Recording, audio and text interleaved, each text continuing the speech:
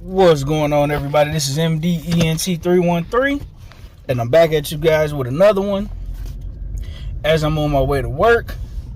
You know, I was able to watch the first 3 or 4 fights, but I'm on my way to work now, so I'm not able to catch the middleweight fight with what's my buddy name, with Carlos Adames, and I don't even know the guy that he's fighting.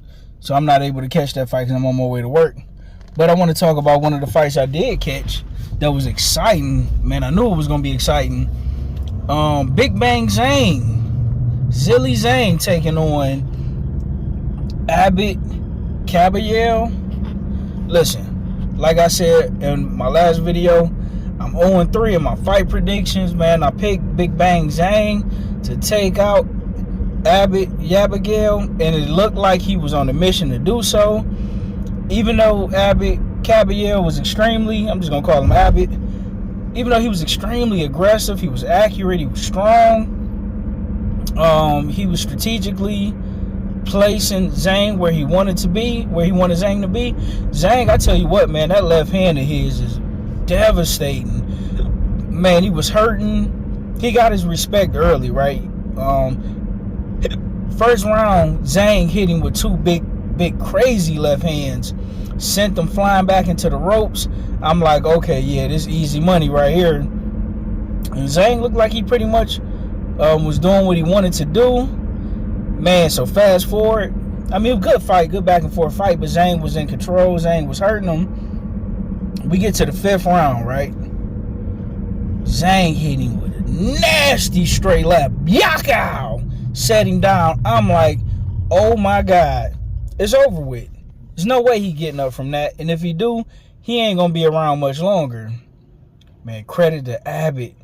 Not only do he get up, but it almost kind of reminded me of when Floyd Mayweather, when he took that those big crazy right hands from Sugar Shane Mosley, and he held on to him in the clinch, and then after he got his composure back, he started walking Shane down. Well, let me tell you something.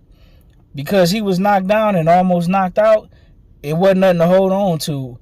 But I give Agit credit. He got some cojones. When I say he got up off the ground, got his composure back, you know, finished the round 5 pretty decent. Man, round 6, when I say he went after Zhang, he broke Zhang down. It was almost like that that knockdown woke him up and lit a fire up under him. Man, when I say he got extra aggressive, because he was aggressive the whole fight, but he got extra aggressive, started breaking Zhang down to the body, man, hitting him with vicious hooks to the body, stabbing him to the body. And listen, Zhang couldn't take it no more, man. Zhang turned around and went down to his knee. Couldn't handle the body work, couldn't handle the pressure.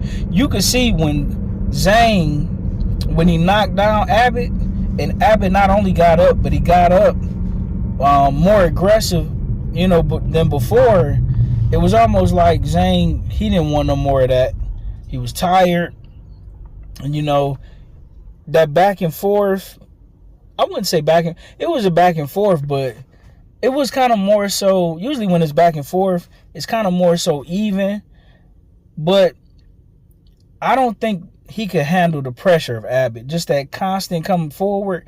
See, a lot of people mistake the fact that when you come, if a fighter's coming forward, he's winning the fight, and that's not true. You got to come forward, and you have to still be hitting your opponent, and you have to be accurate, and you have to strategically make him go where you want him to go and make him do what you want him to do. And the only way to really do that is to do that with a jab, a good, strong, sturdy jab.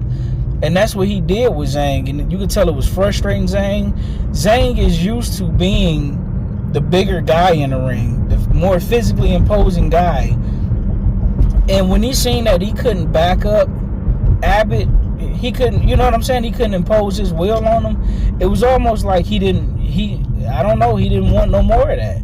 After that knockdown and he couldn't walk him down and he seen how he got up, man, it was pretty much all she wrote. It was almost like Zhang just kind of packed it in after that. And then that body work, he wasn't liking none of that. And it's funny because when it comes to heavyweights, right?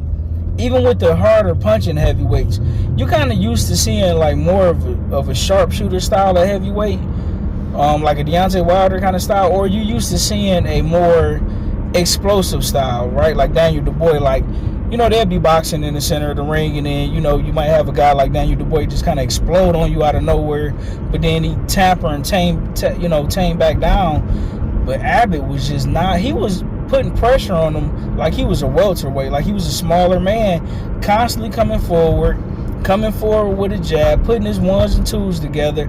Every once in a while, he'd come with a 3, hook off to the body.